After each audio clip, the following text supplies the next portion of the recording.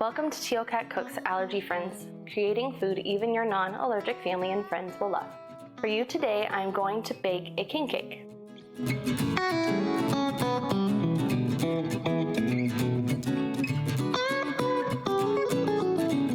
Let's get baking.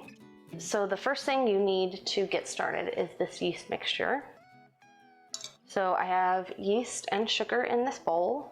For the amounts, go to my webpage down below. So I'll mix.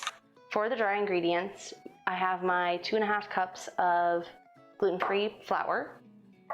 And in here I have my other dry ingredients, which are salt, baking soda, xanthan gum, flaxseed, and gelatin. And so what we're gonna do is we're gonna add this in and mix. You don't need it to be fully mixed when you're done with that step. It'll mix more when we add in the yeast and sugar mixture.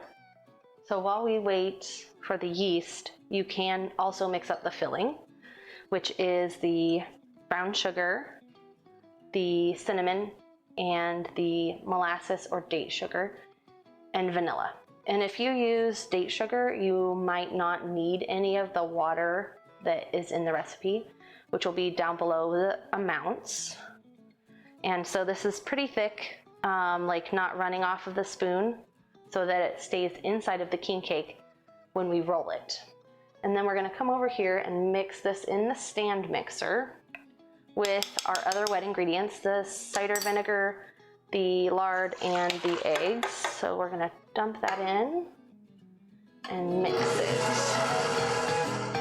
So we're gonna add in the flour.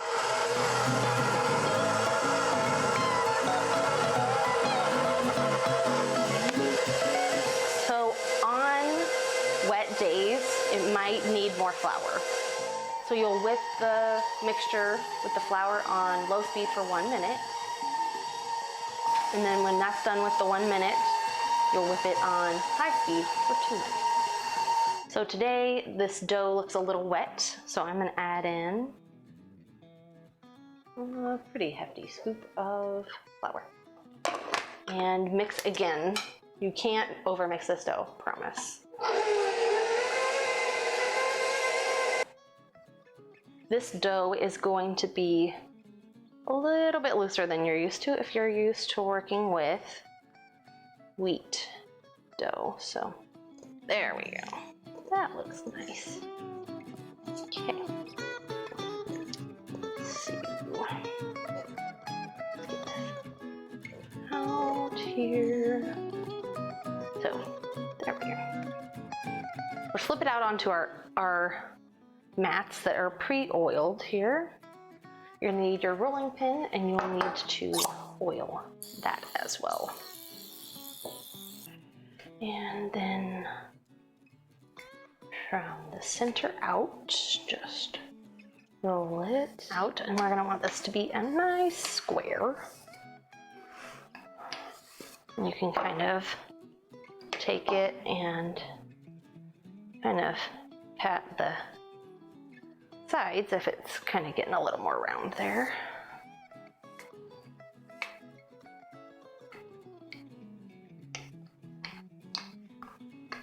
And then just take and kind of push it into the corners. So I'm leaning more on this side.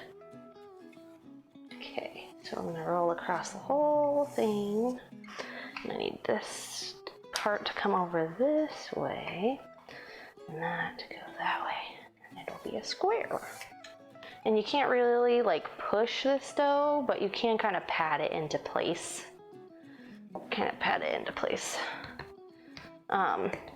Because it will rip. Okay, so let's just get the whole thing kind of even here. Then we have our lovely already mixed filling. So I'm gonna leave this side so that I can seal it, and it's gonna roll onto this side. So we're gonna roll from this side over. So I'm gonna put this guy on here. See how thick this is? Now you got it all on there, so we gotta spread it out. Remember to leave this side blank And don't push too hard, kind of scrape more than push, or you're gonna put holes in it all the way to this edge. So we have filling everywhere. It does not have to be perfectly even. It will melt. No worries. Okay, that looks yummy. Let's do this, guys. You have to use the mat to roll this. Do not use your hands. It will not end well for you. So just till it rolls, and then we're gonna just help it along its merry way, okay? And ta-da! Oh, a little more.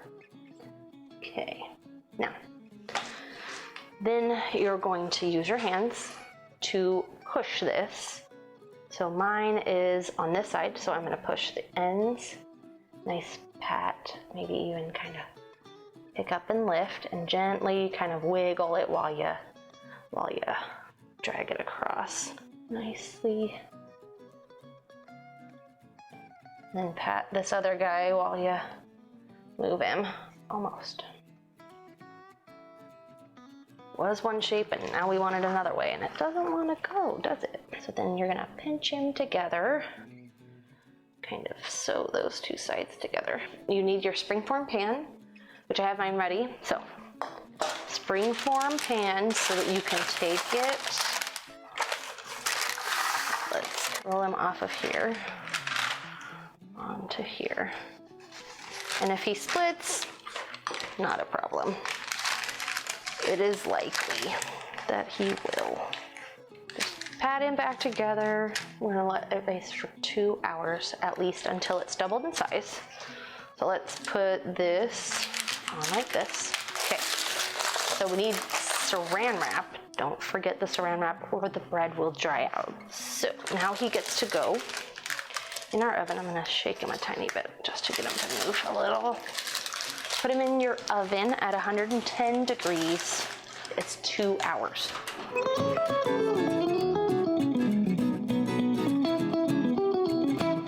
Welcome back, everyone. We are going to ice the king cake. So this is the icing. I just have some powdered sugar and some vanilla. We're gonna add the vanilla first. And some, I have oat milk for me. So use whatever milk or even water. This needs to be pretty thick so it doesn't run off. So if you add in too much liquid, you can just add in more powdered sugar. Now that our king cake has cooled, we are going to add our icing, and we're just gonna drizzle that on. And I just have a pan with a wire rack, so it's not just dripping everywhere. And you can do as much icing or as little icing as you want. So there's that. We're gonna let it sit and kind of dry the top for a while the icing sets.